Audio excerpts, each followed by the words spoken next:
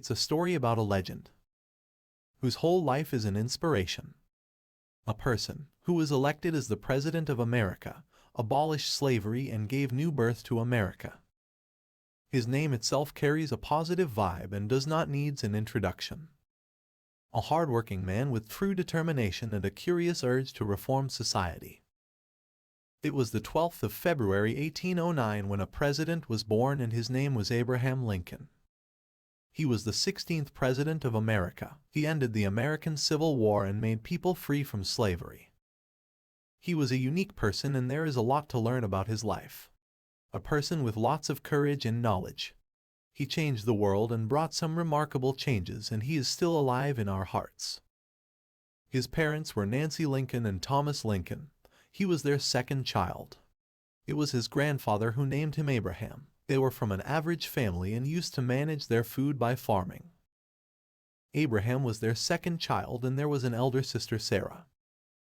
He also had a younger brother, but he died just after his birth. In the year 1818, Abraham's mother died due to milk sickness, and as a result, they scattered. He was just 9 at that time, so his father married a widow and she had 3 children. All of them started living together, and she treated Abraham like his own child. Abraham never visited the school. Once he started, and it continued only for a couple of months. But he was fond of studies and decided to educate himself. He used to read books, write poems. Books were his all-time favorite. His stepmother always encouraged him for acquiring knowledge. He used to walk miles to get a book, and it was his determination, and his neighbors also admired him. In 1832, Lincoln joined with a partner, Denton Offutt, in the purchase of a general store on credit in New Salem. Although the economy was booming, the business struggled, and Lincoln eventually sold his share. That March he entered politics, running for the Illinois General Assembly, advocating navigational improvements on the Sangamon River. He could draw crowds as a raconteur, but he lacked the requisite formal education, powerful friends, and money, and lost the election. Lincoln briefly interrupted his campaign to serve as a captain in the Illinois militia during the Black Hawk War. In his first campaign speech after returning, he observed a supporter in the crowd under attack, grabbed the assailant by his neck and the seat of his trousers, and tossed him. Lincoln finished 8th out of 13 candidates, though he received 277 of the 300 votes cast in the New Salem precinct.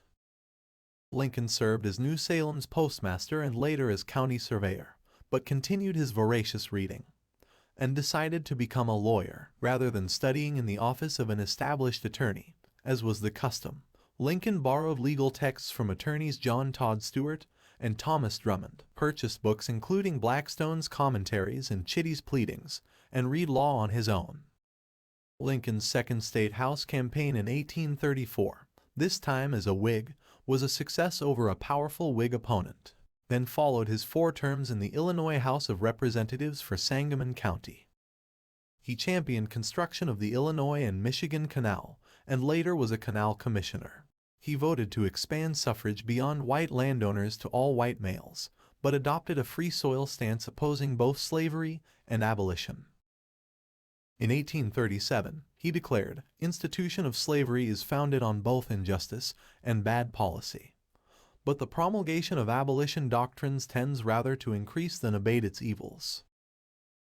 He echoed Henry Clay's support for the American Colonization Society, which advocated a program of abolition in conjunction with settling freed slaves in Liberia. Whites were the owners of big lands in southern states, and they used to bring black people from Africa to work in their farms and used to continue them as their slaves. Whereas people in the northern states were against this and they wanted to abolish slavery. In 1960, Lincoln's political star had grown so much such that he was nominated by the Republican Party to become their presidential candidate. His temperate views on the issues of Western origin and slavery are said to have significantly contributed to his preference as a Republican candidate. It was during Lincoln's presidency that the Civil War began. This war began in the year 1861 and ended up consuming a large portion of Lincoln's time as the President of America. Biographies of Lincoln report that he often found himself very frustrated by the events that were taking place during the war. The conflict eventually ended on the 9th day of April 1865, when Robert Lee decided to surrender in Virginia. The 14th day of April 1865 is a popular day in Lincoln's presidency because this is the day when, inside Ford's Theater, Lincoln went to watch a play without his bodyguard, who apparently was aware of the president's planned assassination. It happened while Lincoln was watching the funniest part of the play. The president's seat was on the balcony. This is where John Wilkes Booth shot Abraham Lincoln directly in his head. The murderer hoped that the noise from the cheers and laughter would swallow up the noise of the gunshot. However, his plan didn't work.